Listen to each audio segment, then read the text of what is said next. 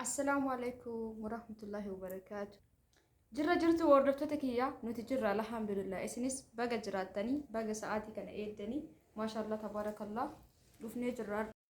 Egaa hordoftoota kiyya kun dhufnee jirra akkam jirtanii isin fayyaa keessanii dalagaa fi maal fakkaata isiniin jecha akkana simattan abdiin qaba asitti isinitti haasawatti ture garuu sagaleen sirriin taane saniif inni irraa balleesse.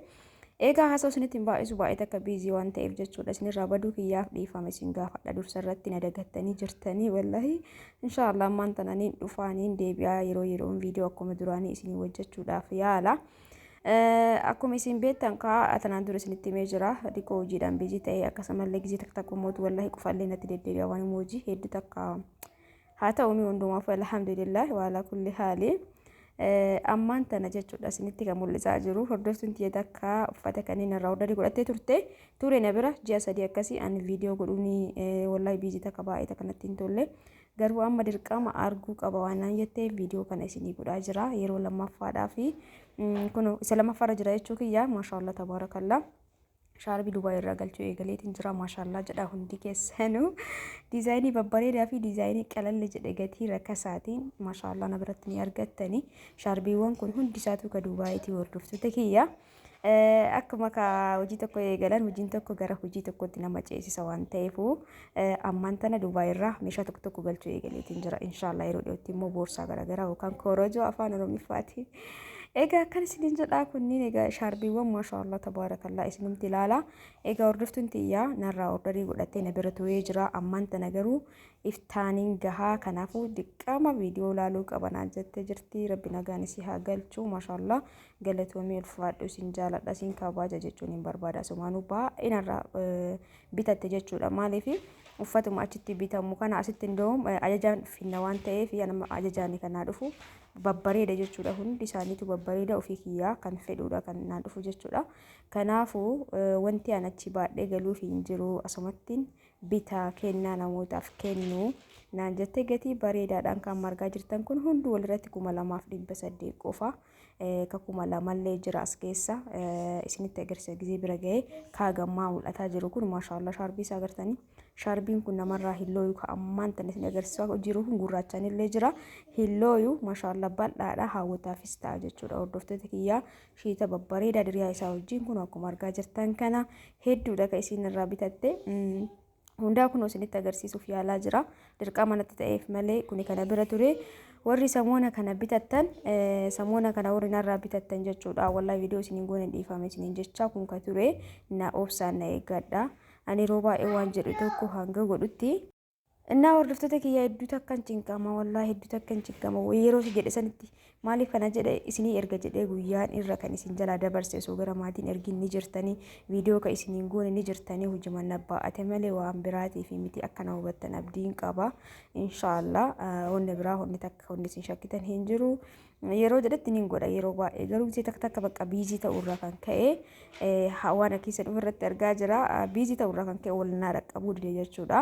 Kanaafuu warri viidiyoo isiniin goone narraa hubadha ittuman jira isinumaaf hin godha ka ammaa kun ka ture jechuudha ka samuuna kana isinii bite mootu obsaan eeggadha ka gara maatillee isinii erguuf jiru obsaa isiniin jaa hordoftoota kiyyaa namoonni meeshaa mana keessallee barbaadan meeshaa barbaadan narraa ordarii godhachuu dandeettanii weelkaam jennee jirra warri dhuftan warri as dhiyeenya kana gara chaanaala kiyyaa dhuftanillee hundi keessanuu galatooma ulfaadhaa isiniin jecha kunoo shaarbiiwwan tana laalaa hedduu babbareedaa kun amma diimaa dhiigaa miti eeqee bunni kan jedhamu ka akka shiitaati agartanii shaarbiiwwan calamisaa of keessaa qabduuf ibse malee kunoo kunis jira hundi isaatu shaarbii Dubaayiiti jechuudha hordoftoota kiyya.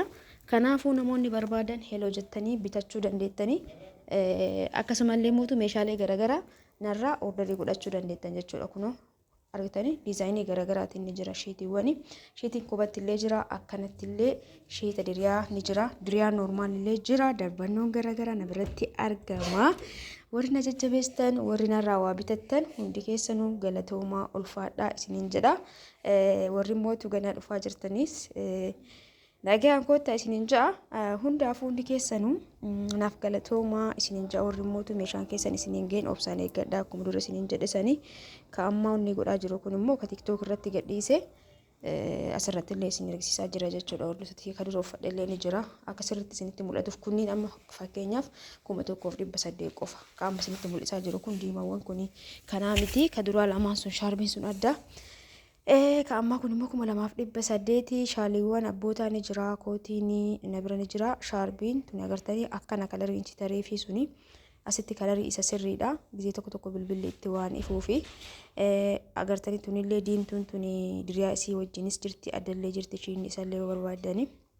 Egaa akkana isiniin jaa hordoftoota kiyyaa isinirraa baduu kiyya akkuma beekutti ta'e inshallah ni dhufa amma yuutuubiin kiyya akka dagatamu hin barbaadu kallattimaan gara yuutuubiitti viidiyoo garaagaraa isiniif hin maxxansa. Warri meeshaan keessan isiniin ga'in obsaan eeggadha. Biizii ta'e malee waan biraatii miti. Shinni babbareen na biratti ni argama. Maatii keessaniif obboleeyyan keessaniif ofii keessaniif isoo barbaadan lakkoofsa asirra isinii kaa'uu jechuu dandeettan jechuudha hordoftoota kiyya. Kun akkuma argaa jirtan kana shinni babbareen ni jira. Kunniin amma lakkoofsaan addaan baasee hagana hin jenne jedhiseetuma viidiyoo godhutti jira. Kun akkuma argaa jirtan kanatti kan duraa sunniin shaarbii wajjin kanneen immoo tishiita addatti bitattee hedduu baay'eedha jechuudha. Kan viidiyoon godhinnee jira. Jiddumaan immoo isii tana viidiyoo keessan galchine gizee duraa isaan kunoo viidiyoo keessa galcheefi jira. Maashaallah tabarakallah akkam akka bareeddu shinni tuni. Shaarbii wajjin jechuudha hordoftoota kiyya. Egaa hundi keessanuu laayikii gochuu hin dagatinaa. Yoo asirraa wanni jaalatan jiraate immoo suuraa natti ergaa. Suuraa warri na gaafattan suuraa hin qabwanii. Kanaafuu maal gootanii iskiriinshaatii gootanii natti ergitan ka jaalattanii. Shaarbii lummutti wajjin illee kunoo ni jira. Shaarbii lummutti kaniin wajjin ni qannasaa 900 qofa. Shaarbii lummutti wajjin kunoo shaarbiin isaa akkanatti jechuudha. Kun 900 shitiif shaarbiin kun akkana walirratti lummuttidha yoo barbaadan qarshii 909. Kan mootu faashina kun bilicicciisanii kun 2800 akkana isiniin jedha. Hundi keessanuu ulfaadhaa galatoomaa kunoo ammaan tan isinirraa hin badu hima dhufa jedha. Garuu inshallah viidiyoo kana illee walitti deebina. Kunoo duriyaan tuni akkanatti illee jirti. Kunoo fakkeenyaaf 2800 shaarbiiwwan tanniin wajjinii jechuudha hordoftoota kiyya. Viidiyoon kiyya kanarraa kana fakkaata. Laayikii godhaa akkasumas gara yuutuuba kiyyaa deebi'a. Anillee hin deebi'a jechuudha inshallah. Wallahi biizii mata irraa yeroo takka qufalleeni bakka biizii ta'e. Asitti immoo kunniin shiita addatti bitatteedha. Addatti kenna biyyi keessa eega jiraate wanni hanqarata itti baasee achi baadhee galuuf maaltu jira nama kunoo gizee alaa galaniin jira mire akkasumaan jettee hijaaba garagarallee daarzanatti fudhattee jirti. Garuu hijaaba viidiyoo keessa hin galchine shiita kanaa fi diriyaa kana dirqamatti waraabee jechuudha. Biizii ta'erraa kan ka'ee viidiyoo baay'ee waraabunatti hin tolle ka daqiiqa 8 qofa sanuu akkanatti shiita kanneen bal'isee isinitti agarsiisuuf yeroo namarraa fudhata. Akkanumatti ilaala. Haati meeshaalee akkanumatti ilaaltu jedhee akkanatti waraabee. Egaa viidiyoon kiyya kana fakkaata. Halkan gaarii isiniif haa ta'u. Hundi keessanuu galatoomaa ulfaadhaa laayikii gochuu hin dagatina. Warri na hordoftan hundi keessanuu halkan gaarii keessanaa bulaa isiniin jedha. Baay'ee.